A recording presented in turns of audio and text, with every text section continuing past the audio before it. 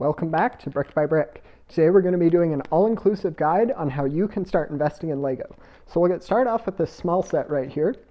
This is just a small little character pack here, Lego Super Mario. I believe it is wave 2 or 3 of the character packs they've done for Super Mario. And I'm starting with this because even if you can only afford a couple dollars to start investing in Lego, this can be a decent way to get started. This set has done, or this little pack here has done okay for me.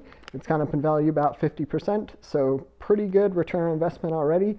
I would have to sell a lot of these to make any large amount of profit, so I only decided to get 4 of these, but I do think that they'll continue to go up in value. And if you can only afford to start investing in Lego, buying just one of these can be a decent way to get started. Next up, we'll go towards a set that's a little more expensive, but still really cheap. So if you're able to get like a $10 set, which is about what I was able to get this for, through all of these, it's best if you can get them on sale. But even if you can only afford this kind of like a $10 set, it can still be a great way to get started investing in Lego. I would probably recommend it to get started with the Lego Star Wars Battle Pack if you can afford it. If you can afford a set that's a little bit more. Some of the benefits of Lego Star Wars Battle Pack are, for one, it is the Star Wars theme in general, which means it will probably be a good investment. Generally, Lego Star Wars is a good, safe call.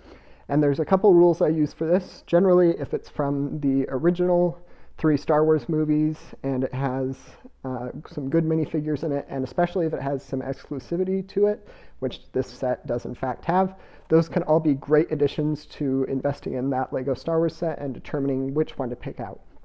Because there's so many options, knowing how to keep an eye on which ones will do well can be a little difficult. There's a couple resources you can use for this. You can use Brick Economy, which is the one I use. You can also just go on eBay and look up what the set is going for, same thing with Amazon, just to check what the set is going for and see whether or not it's a good time to buy, because whether or not it's on sale is a really important factor in determining if you should invest in that set. And then, if you're able to afford a Lego Star Wars Battle Pack, this can be a great way to get started. I currently have a bunch of these, not this one exactly, but Lego Star Wars Battle Packs in general in my collection. And they've all been a great addition to my investing portfolio. They were some of the first Lego Star Wars and just Lego investments in general that I started with. And since then, they've been great additions to my investing collection. Next up, we'll get started with this set. So this set I was able to get with my VIP, insider rewards points. And that can be a great part of buying on Lego, although sometimes Lego prices on the website they're at retail usually. You rarely can get a set on sale. But I was able to just use my built-up rewards points to buy this set and another one very similar like it. This one is a little like arcade toy machine kind of thing.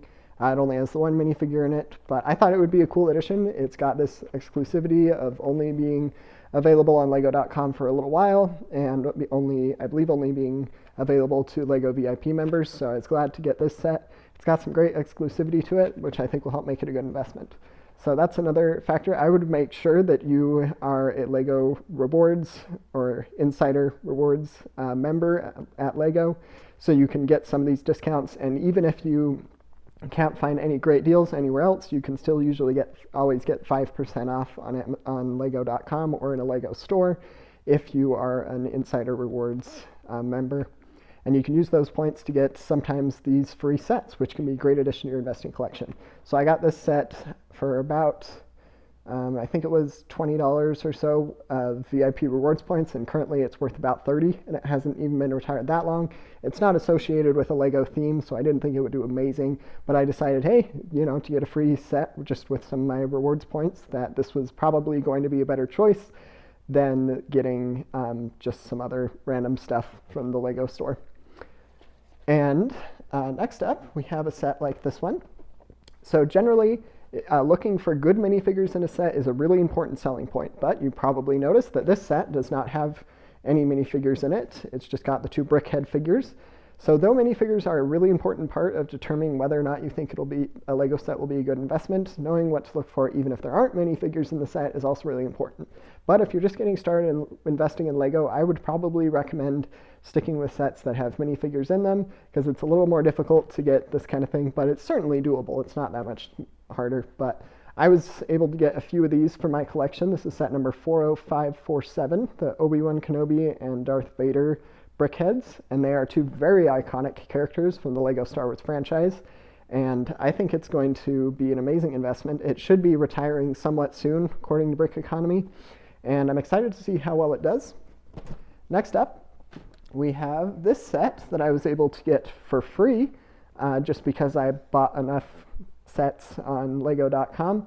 And so if you're able to get the timing right, buying at lego.com can be advantageous, although it takes a little more research to know when free sets are listed and just barely hitting that price requirement in order to get the free sets. And I was able to do that with this one, so I spent, I believe it was $200 on lego.com, and I was able to get this free, I think it's like a $25, $30 set. It's got a bunch of these iconic builds from LEGO's history.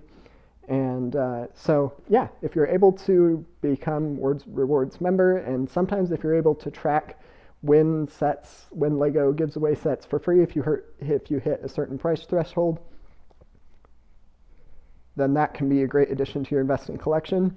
Feel free to let me know if you have any questions, and don't forget to subscribe.